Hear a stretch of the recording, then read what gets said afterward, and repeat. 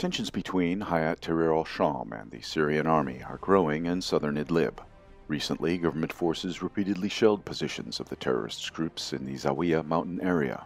The most intense shelling targeted Hayat Tahrir al-Sham's terrorists near Fatara and Sufu'an. Hayat Tahrir al-Sham and the al-Qaeda-affiliated Waharid al-Muminin operations room described this as a blatant violation of the ceasefire regime and announced that they had killed several pro-government fighters in retaliatory strikes. At the same time, Hayat Tahrir al-Sham blocked several Turkish military vehicles near the town of Darat Iza in western Aleppo. According to local sources, the group is opposing the growth of the Turkish military presence there because earlier Turkish-backed forces opposed its attempt to reopen commercial crossings with the government-held area in western Aleppo and eastern Idlib.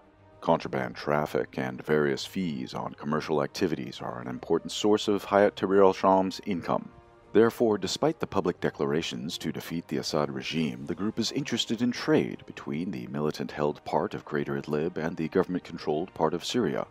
Militant groups directly controlled by Turkey also faced a series of attacks.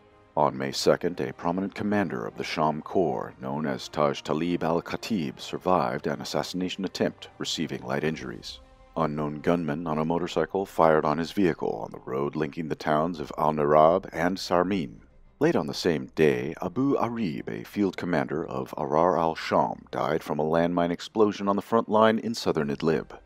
A part of pro-Turkish sources accuses Hayat Tahrir al-Sham of staging such attacks in order to undermine the influence of its Turkish-controlled counterparts even further. ISIS cells assassinated 2 Syrian intelligence officers and a supposed Hezbollah member in the province of Dara in attacks on April 30th and May 2nd. These assassinations became the latest in a series of ISIS attacks on government forces. Using the instability on the front line in Idlib, the terrorist group expanded its operations in southern Syria. The ISIS activity is also growing in Iraq. Early on May 2nd, ISIS cells carried out coordinated attacks on positions of the Popular Mobilization Forces in the province of Saladin. 9 fighters of the Tigris Regiment were killed near Mukeshifa, and a member of the 41st Brigade was killed near Balad. ISIS militants also briefly seized the PMF positions in the Mukeshifa area. Later on the same day, ISIS terrorists, armed with machine guns and sniper rifles, fired on a police station in the village of Zagnia in Diyala province. 4 police officers were killed and 9 others were injured.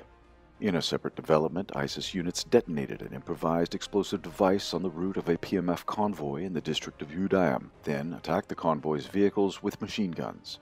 A soldier was killed and 3 others were injured. The increasing number of ISIS attacks in late April and early May even drew the attention of the US-led coalition.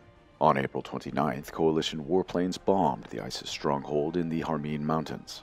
The strikes followed a PMF security operation in the area. Nonetheless, the following developments in the provinces of Saladin and Diyala demonstrated that the ISIS threat remains an important factor of the security situation in the country.